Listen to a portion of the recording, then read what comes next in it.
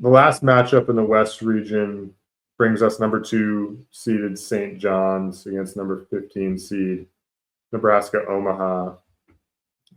St. John's, their best season in a long, long time. I forget what year it was the last time they had a season of this caliber. And Nebraska-Omaha coming out of the Summit League. This game, St. John's, the team we've obviously faded all year long. Especially after they got on that hot stretch, which actually just never ended, I guess. They've been pretty dang good for the entire season. Obviously, based on their record, they're sitting at 30-4 right now.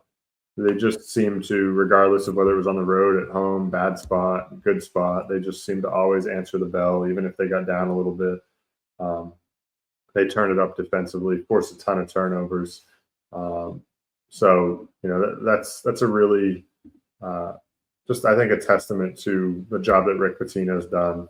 They've done a great job, especially in the second halves of games. When they're down, he makes adjustments. He's seen a ton of basketball, obviously, over the course of his career. So the adjustments he's made, I think, in the second half of the game and really over the course of the season to put St. John's in the best position to succeed, I think it just doesn't go unnoticed, at least from my perspective. Yeah, I mean, he's really just completely flipped this program around in year 2. He's done this basically every single time he's been in year 2 at any school he's been at. He turned around Iona, made them basically a top 50 to 60 team in the entire country, which is extremely impressive. I mean, you look back at that Iona team, it's pretty impressive where those guys are at now. Like Walter Clayton there, Nelly Jr. Joseph was there.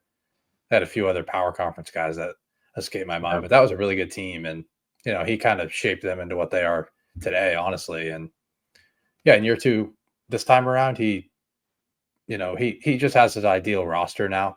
Year 1 was a building year. And then he got his defensive pieces that he really wanted. And RJ Lewis being completely healthy for a lot of the season really helped.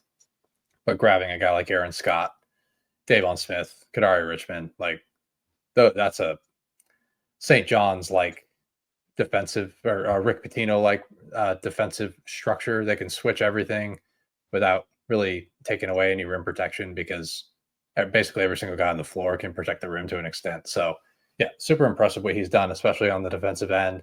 This looks like it has traits of the Louisville national championship team. I think the offense is a little bit worse, but the defense is all the way legit. The top 5 defense, it could potentially even be the number 1 defense in the entire country, depending on how you view it.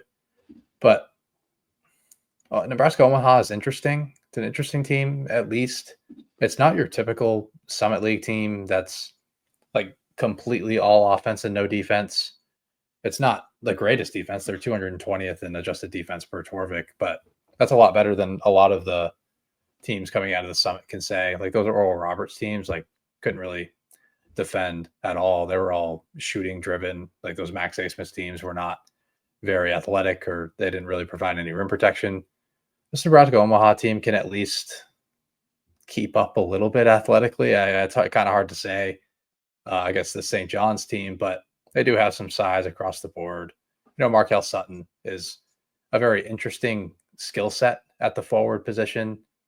And, they have some other guys up front, Cameron Thomas, Joshua Street, who can at least compete up front, and they have the size. But overall, I don't really trust a Summit League team in general to come in and make a big run against a team that's not necessarily vulnerable or not super athletic. That Oral Roberts team, they got a fortunate draw with Ohio State, who was very shot making reliant, and Oral Roberts could kind of match that, and it kind of just turned into a who makes more shots type of game. And that's not really what you're going to get here. I think St. John's can kind of impose their will on this game and ultimately get it done against an Omaha team that brings a different style than your typical Summit League team. I just don't really see it happening here.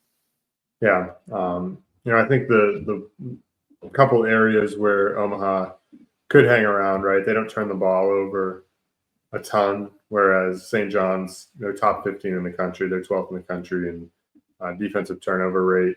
However, I think that on the flip side, right, St. John's doesn't turn the ball over much, and Nebraska-Omaha doesn't force many turnovers. So I think St. John's is going to be very, very, very comfortable in this game. And, like to your point, Nebraska-Omaha does do a good job on the defensive glass. St. John's kind of thrives on the offensive glass. They get all over it. They're ninth in the country in offensive rebound rate.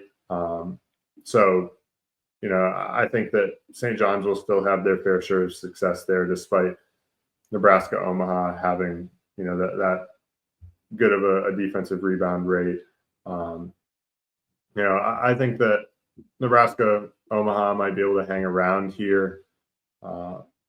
Probably the best chance a 15 has of upsetting a 2, but I don't expect it by any stretch. I think St. John's ends up winning fairly comfortably, forcing enough turnovers and getting enough offensive rebounds and just being, that efficient second half team that they've been really all year long. So I think the Red Storm move on to the round of 32.